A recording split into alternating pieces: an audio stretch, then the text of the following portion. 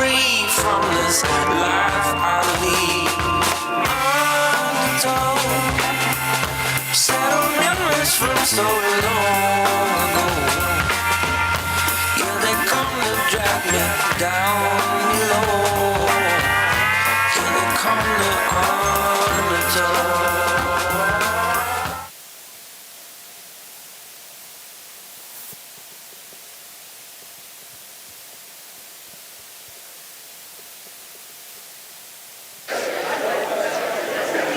Good morning, everyone. Good morning. Welcome. I'm glad you're all here this morning. Happy Monday.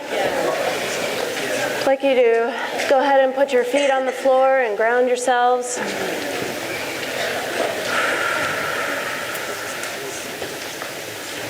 Take a quick inventory of how you are, where you are, mentally, physically, emotionally. I want you to really tune into your aliveness right now.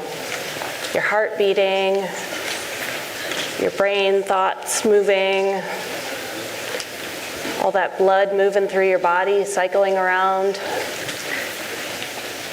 If you're shaky, you might feel that. If you're super calm and relaxed, you can feel that. All of that being part of your really aliveness, the beauty of being alive.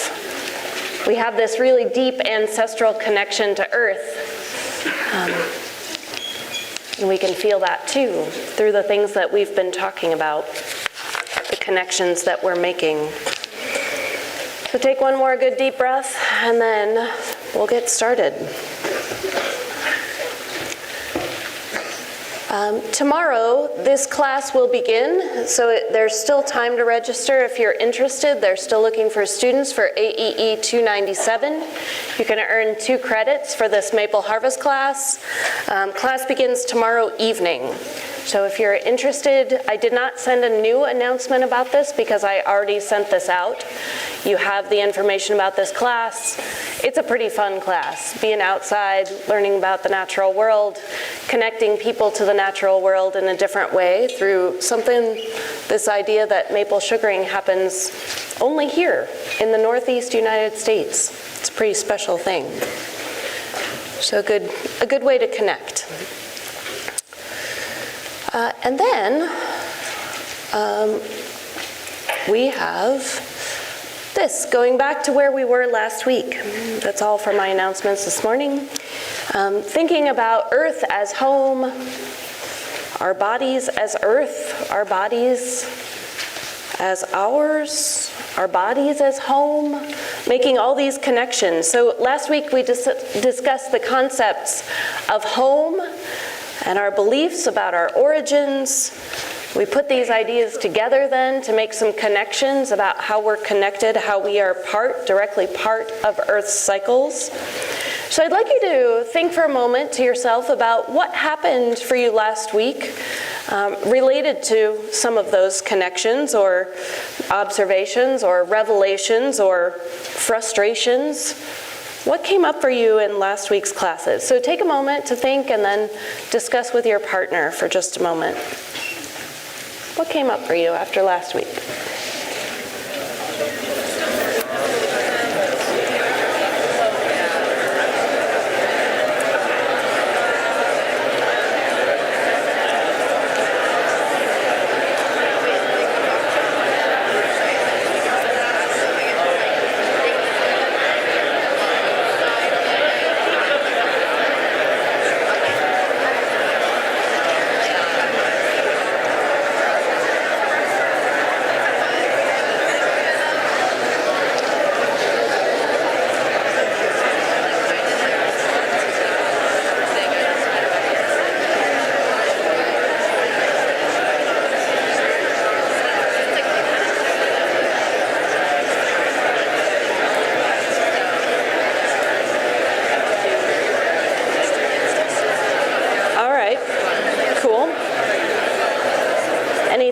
Anybody want to offer in the microphones at this moment?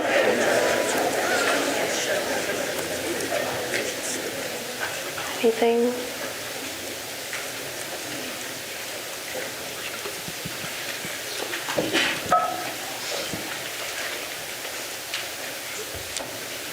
Keep passing it down.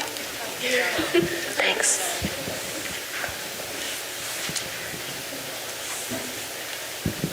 Hi, so I thought the connection between all of the millions and millions, maybe billions, I don't know, of years of water in the cycle and how it's within us, I found that really interesting as a way to connect our body to the outer universe and how it is just within too. I had never thought of it like that. Though I knew we were 70% water, I had never thought of like where that water came from and how we're constantly consuming things that have been around further than we can imagine. So I thought that was really interesting. Sweet, thank you. Anything else? So all of that is for your consideration, right? Things that we talk about in here, I'm trying, my goal, my attempt is to make it useful for you to think about or consider or talk about after you leave here too. And so thinking about your thinking for your consideration. So why do we believe the way we believe, and how does that all come about, and therefore how do we act related to all of those thoughts, that metacognition. So with today's class, I want to offer a trigger warning. We're going to be talking about birth and death in some level of detail.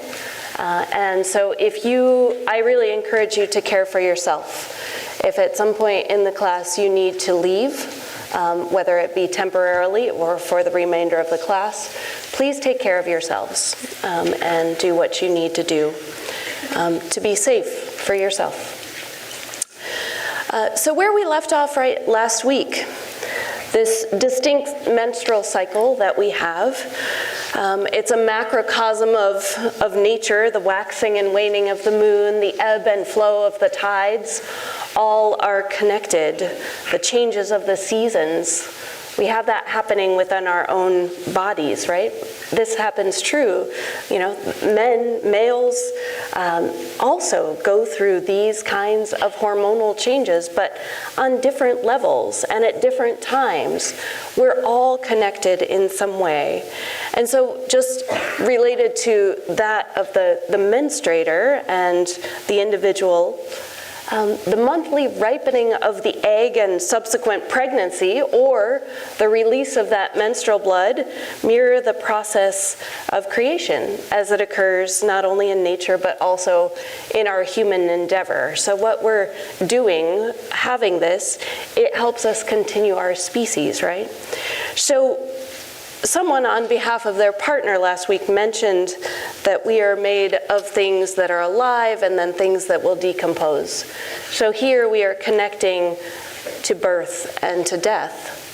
So this menstrual cycle is what allows us to give birth to new life. It's a function of the wondrous uterus, right? It's self-cleansing and purposeful organ. Menstruation unites people around the world. We've been menstruating since the beginning of humans.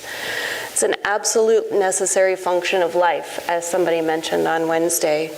The only other animals known to menstruate in this way are apes, some old world monkeys, the elephant shrew, what the heck, and 4 varieties of bats. So of all the mammals in the world, we are really in the minority. So there are a couple of theories why humans go through this monthly process. And the most compelling of the arguments is that the lining of the uterus, the endometrium, which prepares each month to receive that fertilized egg, that it's so thick and nesty. It's such a comfortable space that for our embryos, because our embryos are those babies inside, are so needy. They're invasive, almost parasitical. The fetus has a direct line to the mother's main blood supply, which means that baby can manufacture hormones and therefore manipulate the mother's body with those hormones. It can change blood sugar, dilate arteries, inflate blood pressure to provide itself with more nutrients. So this power of this baby that's growing inside, the process of pregnancy is extraordinarily taxing. But so is the process that a woman's body, a menstruator's body, goes through monthly to prepare for the possibility of carrying that baby. So that endometrium, that nesty, cozy place, is filled with blood, which is the blood that is expelled during the period if there's no fetus attached. And so, as we know, with this, there might be pain and bloating and hormonal swings and low energy because those hormones connect to all parts of our body. So our separation from the natural menstrual cycle of women, it's because that cycle of life can be brought forth that we don't consider every month, right? It's a lot. So we need to take this further and think about the process then of birth. And the way I'd like to jump into this is I'd like you to think about your beliefs about giving birth. So do this 3 times. And I'm sorry, you should be on page 50 of your journal. My opening slide was incorrect. Page 50 of your journal. Sorry about that. And write this down. I believe that giving birth is... Do that on your notes page there.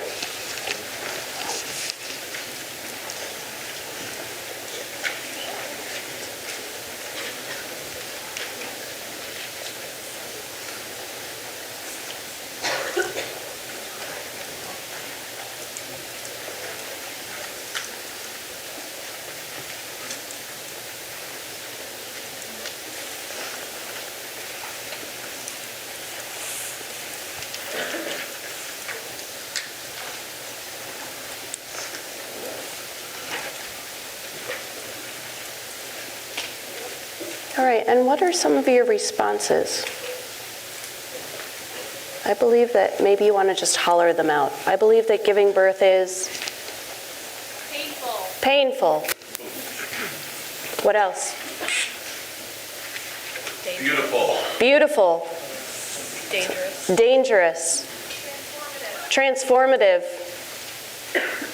Necessary. Necessary. Essential. Violent. Fascinating. Scary. Fascinating. Smelly. Smelly. True.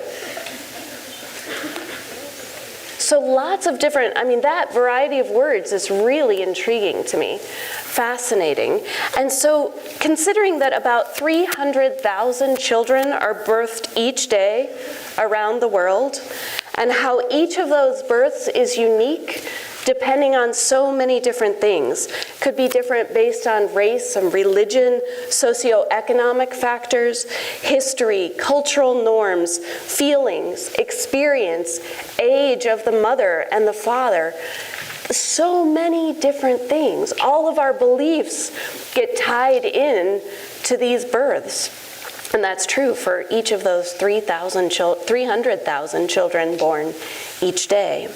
So my story is this, my first baby, right? I was thrilled. I was absolutely so excited.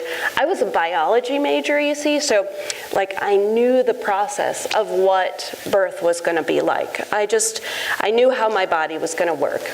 And then my husband and I did a childbirth class that taught us about the medications that would be offered, and we got to tour the hospital so that we would see where that was going to happen. But I knew that I wanted to have a natural birth. So that whole thing about medications, I really didn't take a lot of that in because I just knew that I didn't want that. I was in pretty good shape. I was healthy. I was young. I was really feeling ready, and I loved being pregnant. That was true all 3 times. I loved being pregnant. Feeling that miracle, that baby growing inside. Wondering what that child was going to be like. Yet, I discovered that I was not ready, mentally, emotionally, physically, for that process of birth. That evening that labor started, I thought that I had eaten too much for dinner. I felt really sick to my stomach, just kind of over full. And my back was aching. I just thought, man, it's just been a rough day at work and I'm tired. And so so I stood and I stretched and I tried to, move that pain out of my back. And then it occurred to me that this was labor. And I was already uncomfortable. And then 2 hours into it, and the pain was excruciating. Later, I learned what was happening, that when a baby is prepared in the womb for birth, their face, the soft part of their face, faces the woman's backbone. And so what was happening for me is the back of my kid's head was next to my backbone. So it's bone against bone in the wrong position. So instead of just the pain of labor, I was also having this incredible back pain. And I was scared, and I was tense. And I called the midwife. This was just 2 hours after labor had started. And she said, stay at home as long as possible, just rest and relax. And then, we can talk in a little while. And I could not relax. I couldn't believe that that's what she was telling me to do. The pain was so great. It was so crazy compared to what I had imagined. I couldn't relax. At least that was my story. So we went to the hospital very early, and she wanted me to walk the halls, and I told myself that I couldn't do that.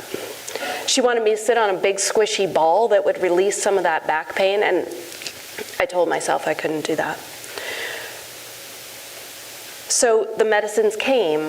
The epidural came to lessen the pain, and that means that then I couldn't leave the bed. I was bedridden, because what that does is it sort of numbs the entire body from the neck down. And so then that slows things down. And then I was given Pitocin to speed up the labor because it was taking a long time. And then all I could do was just lay there. Now I have no choice. I couldn't get out of bed. I couldn't feel the contractions. So they were reading a monitor and telling me when the contractions were coming and telling me to push. But I couldn't push because I couldn't feel anything below my neck. And so it just wasn't at all working. And I was so scared.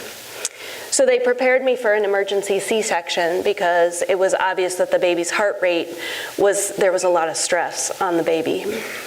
And so they prepped me for that, and then they said, well, we'd like to try one more thing before we do this C-section. And they said, we'd like to try pulling him out with a vacuum extractor and forceps, which is something that I never thought that I would say yes to. But it was obvious that I needed to change what was happening for me and for my son. And so I said yes, and they were able to pull him out.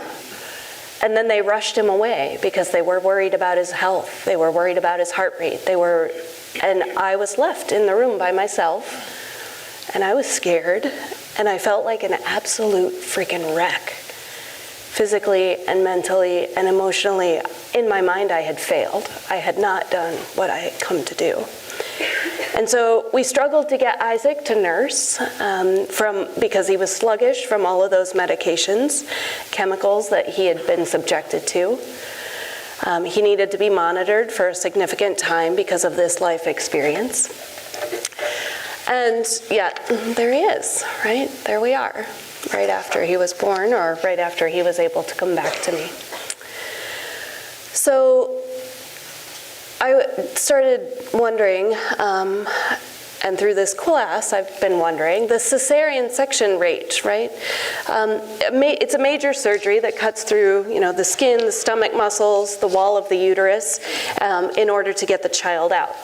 That sounds pretty horrible, and it takes a long time to heal from, although it is proven to be relatively safe for mother and for the baby.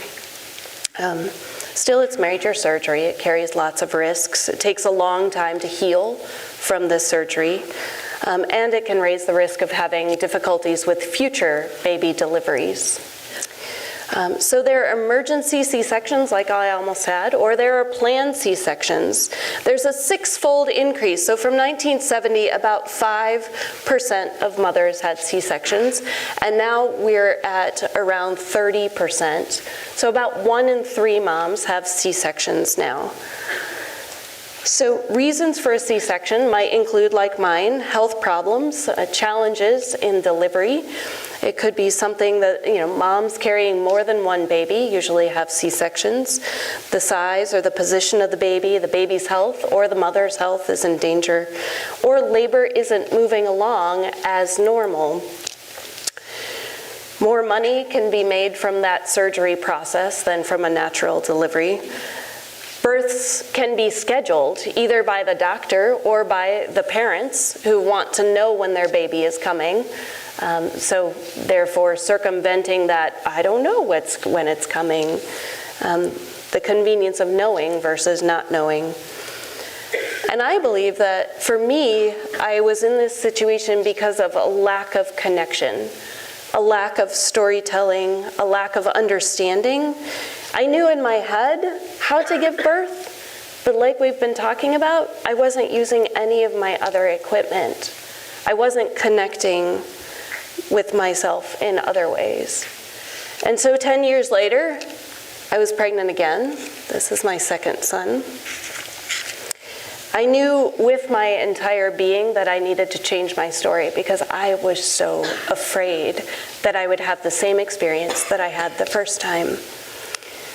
There are a lot of you in this room, and some of you will give birth someday, and the rest of you may have an opportunity to play an essential role in all of this for a friend or for a partner, supporting that person, helping to make choices that are both right for the mother and for the child. Your attitude and your approach, whether you are the one birthing or whether you are the one supporting, it's going to make a difference. It's going to make an absolute difference. So that's why we do this and here. So I used this fabulous book to change my story called Birthing from Within. I knew that my second birth wouldn't go well if I went into it full of fear, if that was the story that I carried. So I started talking to women about their experiences, really talking, really asking, not just, how was that for you? But like, how was that for you? What really happened for you? How did you feel about that? Asking some really harder questions and hearing some hard and some beautiful stories. I did art projects that engaged more than just my brain. It was more, my whole body was in fear. I reviewed books about anatomy and birth, and I then imagined how it would happen in my own body. So engaging more than just my head. So where is the baby before it's born? The womb or the uterus. This is expanding to hold that child. How does the baby get out? It goes through the cervix, right? Through this little tiny passageway. That cervix dilates. Understanding that the cervix is a sphincter. Sphincters are circular muscle groups that remain contracted until something needs to pass through. And then it takes a whole connection of thinking and nerves to make them open. So you have sphincters, all of you, anal sphincters, right? When you know it's time to poop and you're going to hold it until you get to the right place, whether that be under a tree or whether that's in the bathroom. And then you are going to relax that sphincter. So for me, in that first, my story with Isaac, of course that sphincter, that cervix stayed contracted because I wasn't letting it open. So we have to be able to relax, to poop, to pee, and to give birth. So those ideas of painful, we naturally try to avoid pain. That makes sense, right? But if we are using fear as a tool in this process, then it's not going to be all that smooth. It's predictable. If you're expecting pain and you're afraid and your body is tense, then you're going to have pain. If you think it'll be painful, it will be. So I changed my strategy altogether. I practiced something called hypnobirthing. It's a strategy of relaxing that's healthy during pregnancy, relaxing my whole body, and it's beneficial during labor. So I changed my language in a lot of different ways. So I moved from, rather than contractions, I started thinking about uterine surges. Rather than holding my breath, I thought about breathing the baby down. Right. Rather than my water breaking, that sounds kind of violent, started thinking about the fact that that's a signal from my baby and my body that things are getting ready. It's readiness for birth. Rather than the most painful thing I will ever experience, it's the hardest thing I get to do. Changing those words shifted my experience. Changing our language, understanding how our language affects us on these multiple levels, shifts our connections and our beliefs. So Henry's birth, also in the hospital, actually also with the same midwives, and also in the wrong position. The way my body is put together lends itself to the baby being in the wrong position is something I've learned. It's not something I can change. So using the hypnobirthing techniques and focusing on the beautiful opening of my body to allow for his exit, I was able to go through an extraordinarily peaceful labor, even though he was still in the wrong position. My relaxation allowed him to turn into the right position just before he was born, so that no assistance was needed. And with no medications, I was able to feel everything. And in this case, the coolest thing, I had read about it and I didn't really believe it. But babies have this reflex. Maybe you've been with a newborn baby, a niece or a nephew or a sibling, and when you push on the bottom of their feet, they push back. And that reflex in babies is because as the uterus pushes down with those surges, the baby's feet are right there. And when the uterus pushes down, the baby's feet push back, and I could feel Henry push himself out. Super cool. I brought him immediately to my chest, and he nursed right then. And I was ecstatic, right? I was literally experiencing ecstasy because I had changed my story from assuming that I know what to do to making sure that I was emotionally and physically and mentally and spiritually prepared. I understood that birthing is like a marathon. I'm not just going to say, hey, there's a marathon tomorrow? Awesome, I'm in. 26 miles? Sure. No, that takes preparation. Birthing is like that. It takes preparation. It can be miserable, or I can be prepared. So ecstatic is a feeling of, overwhelming joy and excitement. I want to acknowledge that every single birth is different. Every single birth has its own circumstances. The 300,000 babies born today are all different stories. There's no judgment. Every body is different. So to have a C-section is not wrong, it might be necessary. To have medication is not wrong, it might be necessary. But I'm sharing my story because I think that it's important for people to share stories. It's gotten lost someplace in our culture, the sharing of information from person to person, the sharing of experiences. To break our silences around these shared human experiences can only make life more fulfilled. The story, you don't know how to give birth, changing it to you can know with all of your equipment how to give birth. You will be a patient or Instead, you'll be a participant.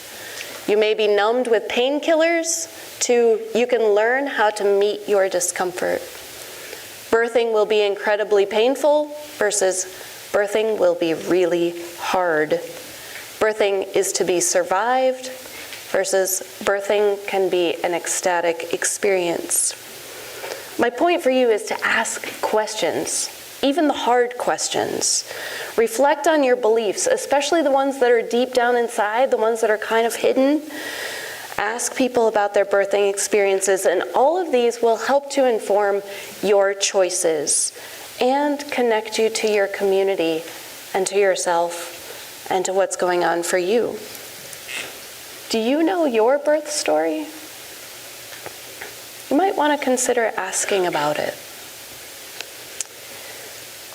So there's birth, right? We've all experienced it, even though we can't remember it with our thinking brain. So then there's more to this nutrient thing, this nutrient cycle. Eating, as we talked about, is receiving nutrients. Joan Halifax says, earth, water, fire, air, and space combine to make this food. We take the lives and labor of numberless beings that we may eat. May we be nourished, that we may nourish life. I'd appreciate it if you wrote that down for your consideration later. May we, that part, may we be nourished, that we may nourish life.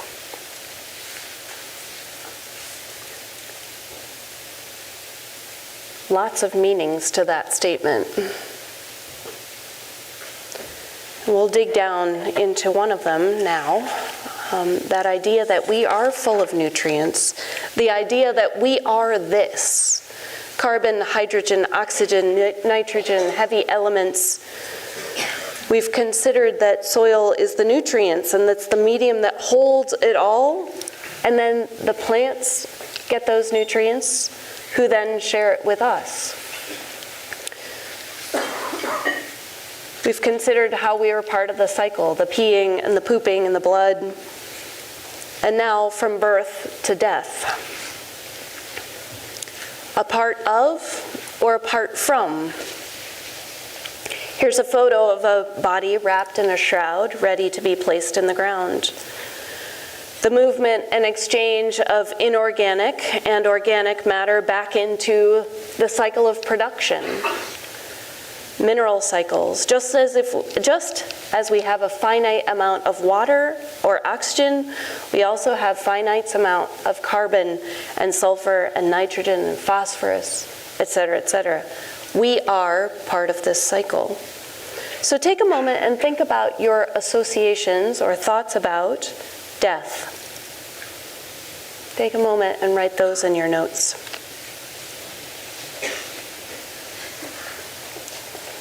I believe death is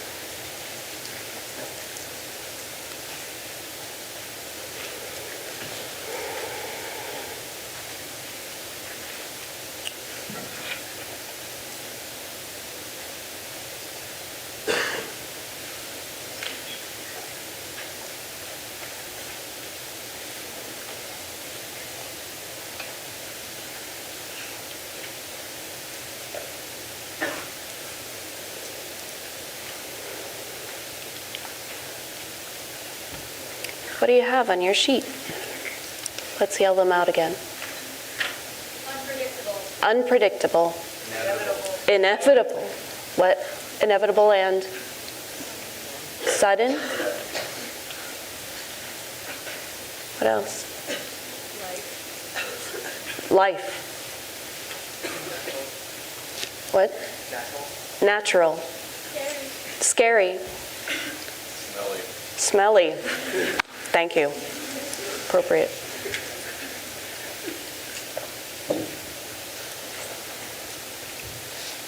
So take this, for instance. Sometimes the fear of death and disconnect about how we're part of the cycle plays out in what we do after someone has passed.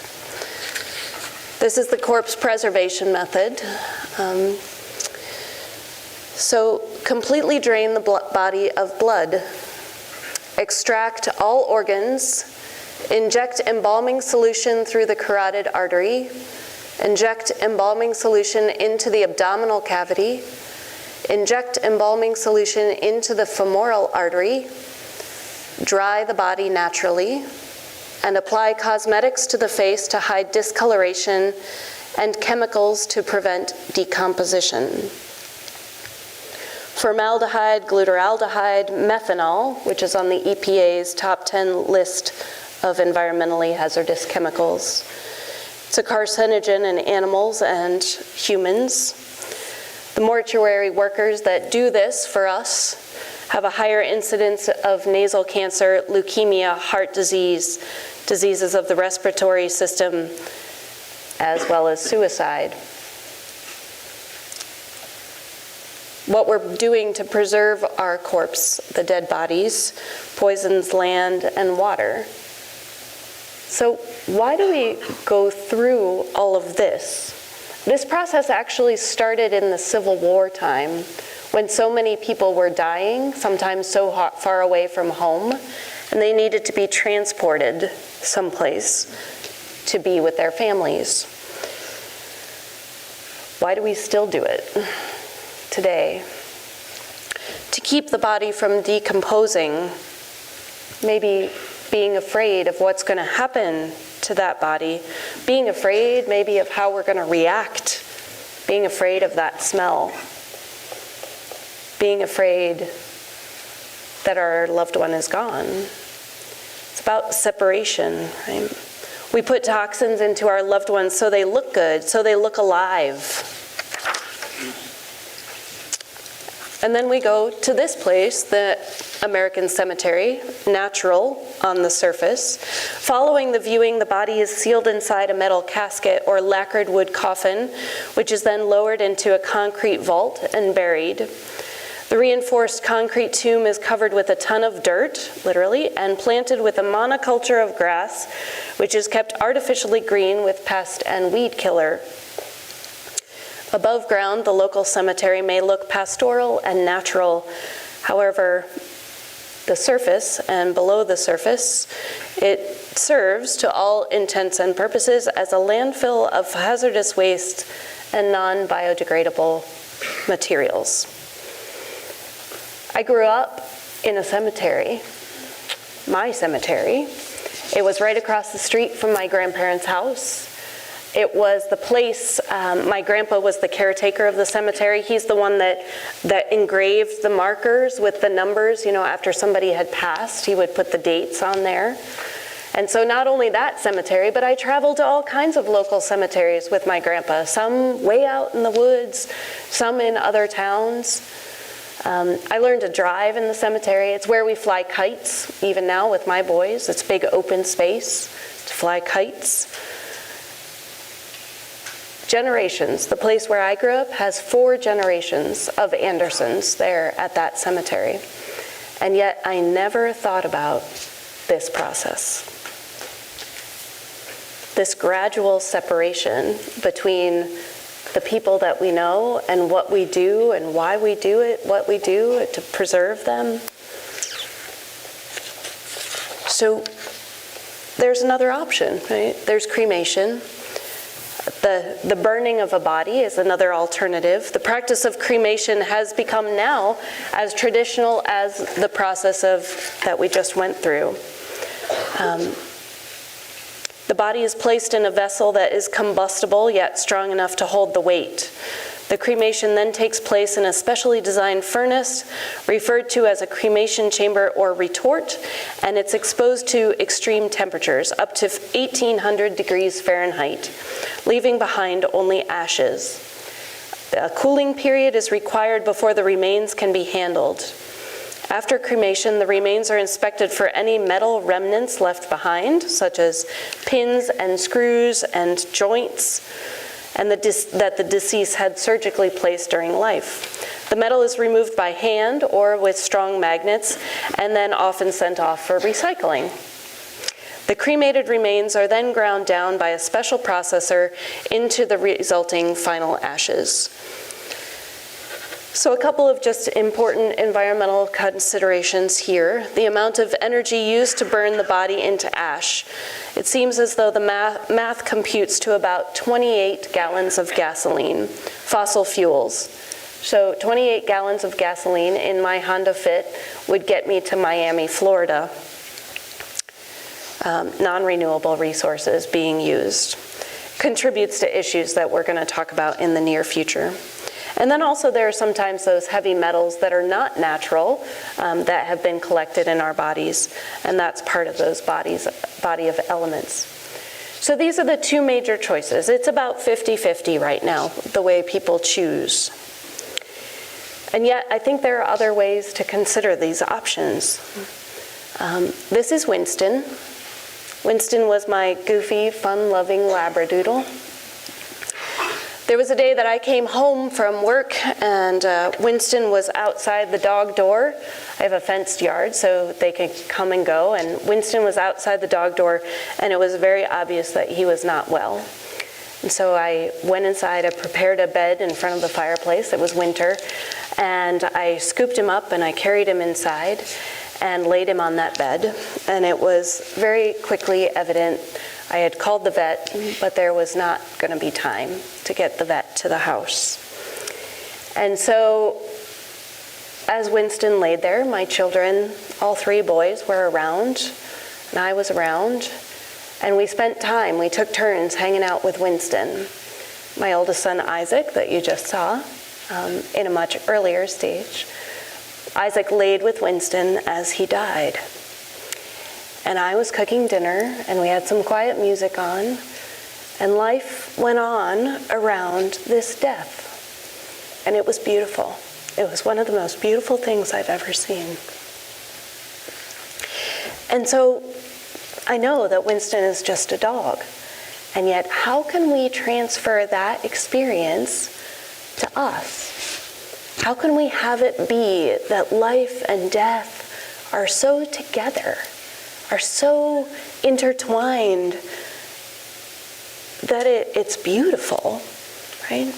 How can we transfer this story to us? Being present. You know, there's a company in Italy that created this. They're human body tree pods. They were developed in 2017, and they are gaining some popularity. It's kind of a different way of commercializing death, another product that you need. But you don't even have to process, you don't even have to have this experience, purchase this thing. You can actually rejoin the natural cycles of life. There is a way that people have been doing this, since the beginning of humans. People have been birthing and dying. And so what happens if we think about where we can go? Where could we be planted later on after we're gone? There are places called natural cemeteries. They're here in Pennsylvania. And actually, you can be buried anywhere. So these natural cemeteries, though, there's one in Pittsburgh, and you can have your loved ones taken there and planted under a tree in a really beautiful ceremony, and it's all part of life. So it's another way to honor these people that we love. We can have them be part of the natural cycles, a rejoining. So take a moment now and talk to your neighbor. What are you thinking about? The human body at death? Separation or connection? Talk to your neighbor a moment.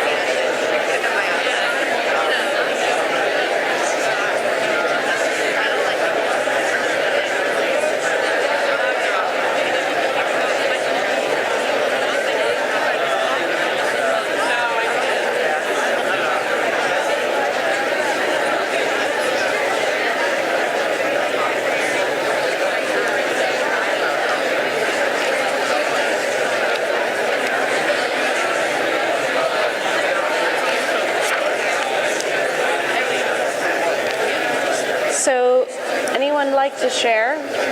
Any thoughts?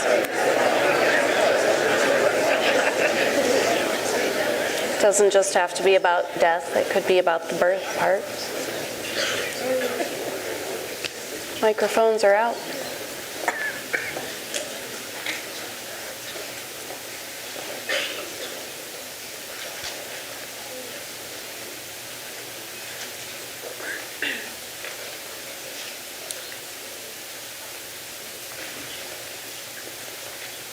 All right. Oh, microphone going.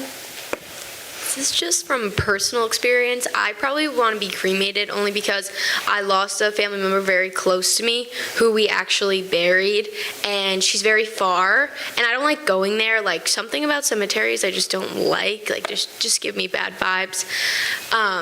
And my dog, we cremated him, and we have him on like a shelf, and every time I come home I always see him, and I love that. And when I die, like, I want my family to see me always. And I hate the fact that I can never see my grandma because she's far away from me, and I just don't like cemeteries. Interesting. Thank you for sharing. I have one up here, Jen, in the Okay, left great. balcony. Okay, thank you. Two, actually. Cool, thanks. I feel like it was always like viewed in society as separation, like your soul is being separated from your body. And like you always see in movies how like everyone's always sad and like, oh, I just lost a loved one. Like the thought of losing something is always equivalent to separation. But until you talked about it now, I didn't think about it as connection. So yeah. Thanks. So, I appreciate you saying that. Thank you. Oh, sorry, go ahead. Right here. I'm sorry, right where? In front of it, down. Okay, down, got it. Down, there, left, got it. Okay, so my partners, we said separation, but only because you can't make new memories with the loss of a loved one. But in my opinion, I think also connection has a way to it, because with cremation, people are like, oh, dump me in the ocean, put me at my favorite spot. So that's also a connection. That's cool. I like that too. Thank you. Yes, now right here. Kate? Well, for me, when my aunt passed away, she got cremated, and we put her in a pot, so now she's like a tree. And I think that really shows connection personally, because as time has gone over, the tree continues to grow and things like that. So I think that was really a good way to connect back. Yeah, to grow and bring joy. Yeah, cool. Another one up there. Yeah.